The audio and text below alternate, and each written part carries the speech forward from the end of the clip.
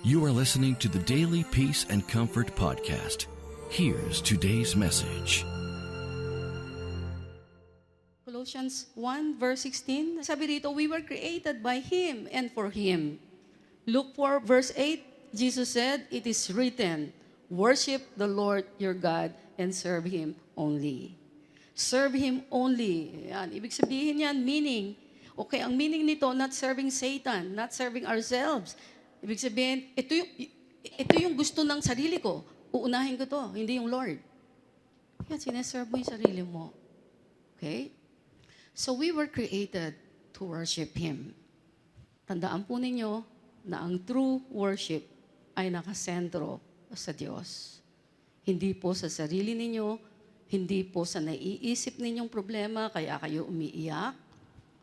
No? Hindi rin sa lugar, hindi rin sa music, na dapat kantahin o tugtugin o ano ang tingin ng tao sa inyo kapag kayo ay nag-worship, even dito sa church. Importante rin po na malaman natin na ang worship ay naka-reserve para sa Diyos lang. Siya lang ang worthy.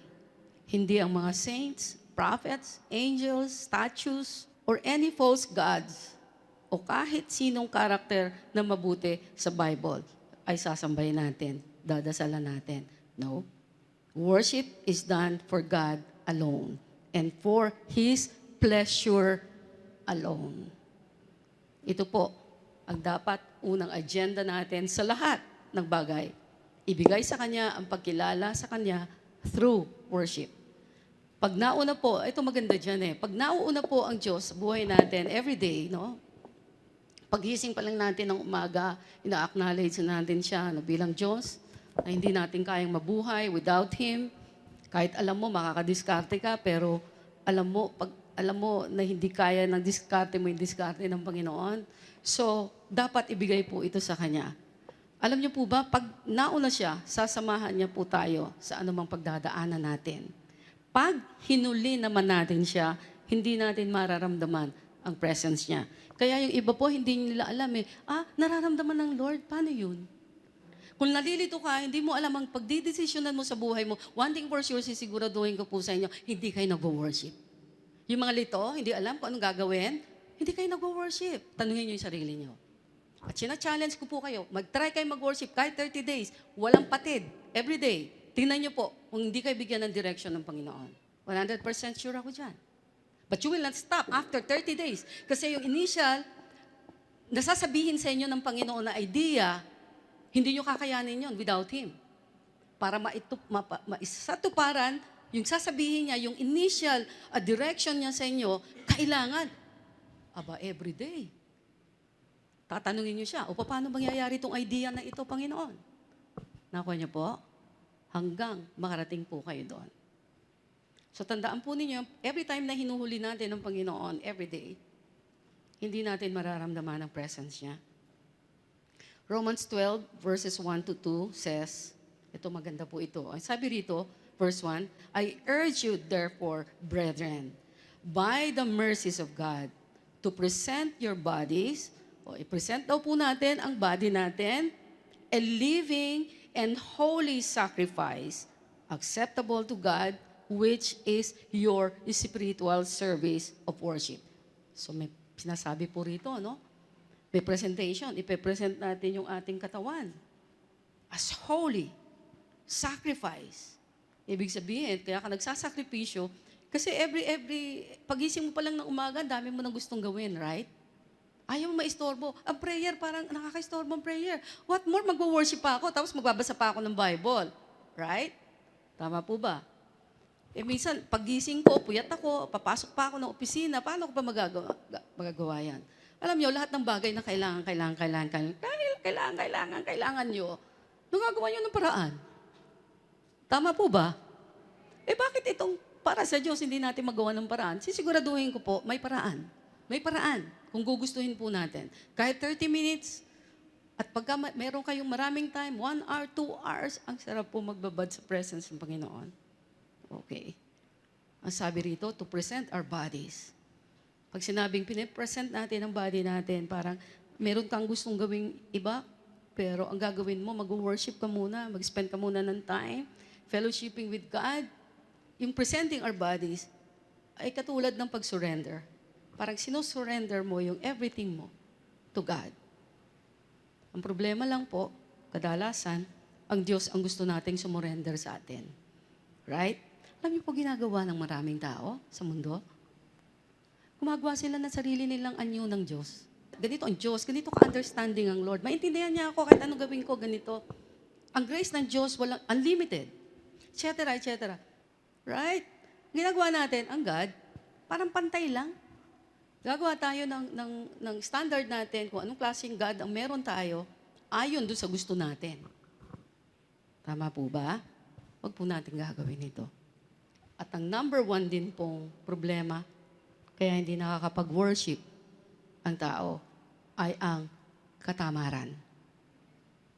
Pag hindi mo binibigay sa Panginoon yung dapat para sa Kanya, ninanakawan mo siya ng para sa Kanya. At ang isang ginagamit ay katamaran. O laging sarili, ito gusto ko, ito gusto ng Panginoon, ito gusto ko muna. Gusto ko munang mag-Facebook, gusto ko munang mag-check ng mga news feed ko dito, gusto ko munang mag-Instagram, gusto ko munang social media, lahat. Right? Bago prayer. Hindi na Bible daw eh. Mga phones, iPhones, tablet, laptop. Okay. Ang turo po sa Bible, tayo po ang magsasubmit, tayo ang susurrender, tayo po ang mag-o-obey sa Kanya. Bakit po? Kasi po sa pagsusurrender, doon tayo nagkakaroon ng heart of worship na nakakapagbigay ng pleasure sa Diyos. Ito yung holy sacrifice na tinatawag ding acceptable to God. Bilang spiritual service, ito po yung worship. At dapat daw po magkaroon tayo ng lifestyle of worship. Kung paano tayo kumakain everyday, kung paano natin hinahanap palagi ang pagkain, ang pera everyday, ang mga mahal natin sa buhay, dapat ganito din po tayo katakaw sa Diyos. Okay? Dapat hindi tayo mabusog at sasabihin natin, enough of God muna for the day. No. Okay. Romans 12, verse 2. Ang sabi dito, do not be conformed to this world, but be transformed. Okay, dapat daw magbago. How? By the renewing of your mind, that you may prove, ang sabi dito, what the will of God is. That which is good and acceptable, or well-pleasing and perfect. Kanda. Aliwanag ng payo rito ni Pablo. No? Hindi tayo maliligaw. Oh. Huwag na daw tayo makiayon sa takbo ng mundo. Kahit nandito tayo, dapat daw, mabago tayo. Paano tayo mababago? Ang sabi niya, i-renew natin yung mind natin. Pag na-renew ang mind natin, masasabi natin yung will of God, na ito ay acceptable, ito ay good and pleasing. Again, paano marirenew ang mind? Through the will of God. Will of God that is good, acceptable, or pleasing, and perfect. Now, paano nga ito makukuha? Sa pamamagitan po ng salita ng Diyos. Dito lang po marirenew yung mind natin. No?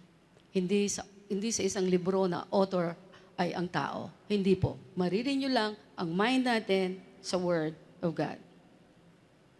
Now, ano po ang makaka-renew o makaka-change ng mind natin? Ito, maganda po ito. Makinig po kayo mabuti. So, marirenew yung mind natin na nagsasabing, huwag ka na mag-worship. Dami mong gagawin eh. Unahin mo yung yung kabarkada mo. Unahin mo yung trabaho mo. Maglaba ka muna. Mamamalengke ka pa. You know, yung mind na gano'n, na laging nauuna yung gusto natin, hindi siya marirenew. Marirenew lang yan kung papasok ang katotohanan sa atin. Okay? Ano ba yung mga katotohanan? Ano man ang knowledge, kaalaman, na madidiscover po ninyo sa Word of God. Katulad ng plano ng Diyos, maganda yung plano ng Diyos sa buhay po ninyo, yung katotohanan na grabe pala ang habag at awa ng Diyos, yung katotohanan ng kanyang katapatan, yung kanyang holiness, yung justice niya, yung kaalaman kung gaano kalaki ang pag-ibig niya sa atin. Ang dami pong katotohanan na matutuklasan sa Bible. At itong mga katotohanan na ito, kung gaano ka-great and awesome ang God natin, ito pong madidiscover natin sa Word, ang magbibigay sa atin ng conviction at ng hope at ng strength. Kaya ang mangyayari po, ang result po nito dahil nakikita natin, wow, ganito pala ang Lord. Kaya ang mangyayari, mamahalin po natin ang katotohanan ito na magbubunga ng spiritual heart of worship. Kaya mag-worship ka eh. Alam mo yun? Parang mag-worship ka lang pagka napapawawa ka sa Lord. Kung hindi ka wow, hindi ka napapawaw sa Lord, hindi ka believe sa Kanya, hindi mo kasi siya kilala talaga, dahil hindi ka nagbabasa ng Bible, hindi ka mag-worship talaga. Kaya yung mga hindi nag-worship, hindi po talaga kilala ang Lord. Yung personal, yung may intimate relationship, yun po yung sinasabi ko. Maring kilala sa pangalan, no? Pero hindi talaga intimate, hindi close sa Lord. Sorry po, prangka po ako dito kasi ayoko mag-waste tayo ng time. Ayoko pong makipaglokohan, ayoko kayong mag-waste ng time. Diretso na tayo sa puntos, no? Okay. Ito po ang nagbibigay ng gana sa atin. Kaya kahit tinatamad tayo, napupush tayo. Why? Alam natin, without God, wala tayo. Okay po ba? So, very important po na yung affection natin, yung pag-ibig natin, yung pagmamahal natin sa katotohanan ng ito ay nagmula doon sa conviction, sa sobrang appreciation natin sa Diyos. Kaya mga worshiper, appreciated nila masyado ang Diyos. Kaya sila nakakapag-worship kahit hindi mo sabihan. Hindi mo na sinasabihan yun eh. Hindi ako sinabihan talaga eh. Walang nag-follow up sa akin. Diba sabi ko nga, bakit ako nag-start mag-worship? Sabi ko, ang simple-simple lang na sinabi ng pastor na narinig ko, bumababa daw ang presence ng Lord pag nag-worship eh. Walang sinabi sa akin, ibe-bless ka pag nag-worship ka. Bibigyan ka niya ng katalinuhan, bibigyan ka niya ng direction, bibigyan ka ng dream, ng vision. Bibigyan ka rin ng mga tao na tutulong sa'yo para yung dream na yan mangyari. Walang nangako sa akin. Yung pala, ganun po pala talaga. Pag nag-worship tayo, yun ang mga mangyayari. Nakuha niyo po? So, dapat mahalin natin yung katotohanan na ito, no? Na sinasabi sa salita ng Panginoon. Tandaan niyo po yun. Yun ang magbibigay ng gana sa atin para mag-worship po tayo ng mag-worship. At gusto ko pong paunawaan na sinasabi kong kind of worship, yung heart of worship, hindi po nanggaling o nag-originate sa music. No. Kahit ang music po ay expression ng worship, hindi dito nanggaling yung heart of worship. Ang music, hindi po nakaka-produce, tandaan nyo, ng true worship. Hindi. Though, sabi ko nga, nakaka-produce ito ng emotion. Huwag po kayo sa music aasa to induce your worship. Kasi, paano pag walang music? Di na kayo mag-worship? Kung na-induce lang kayo mag-worship kapag may music, kasi may mga Christian po ako nakikita nga dito, kala nila, wow, na-anoint ako ng Lord. Nupuspos ako ng Lord. Pag may anointing service dito, nagtutumbahan pa. Pero makikita mo, yung mga tumumba, yun yung hindi nag-worship talaga. Why? Makikita mo sa buhay nila eh. Nakikita ko eh, witness ako eh. Nakuha niyo po, may bunga po yung worshiper. May bunga yung may heart of worship talaga. Hindi yan maikakaila. Alam ko, pag nagsasalita ang tao, I know kung nag-worship siya o hindi. Kilos niya, gawin niya, yung hilat siya ng salita, tono ng salita. Alam ko kung paano mag-isip ang sumalang doon sa presence ng God. Meron kaiba.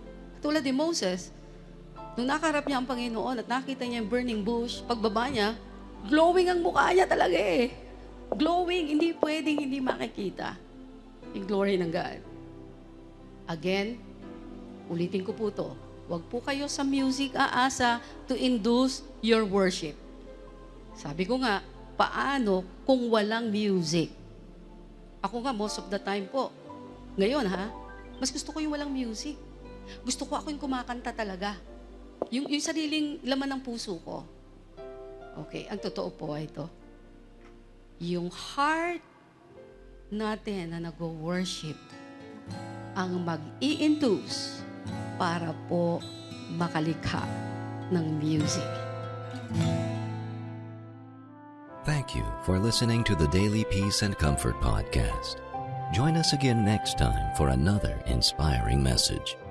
For more information and teaching resources, you can visit our website at www.therockofmysalvation.org. God bless you and have a great day.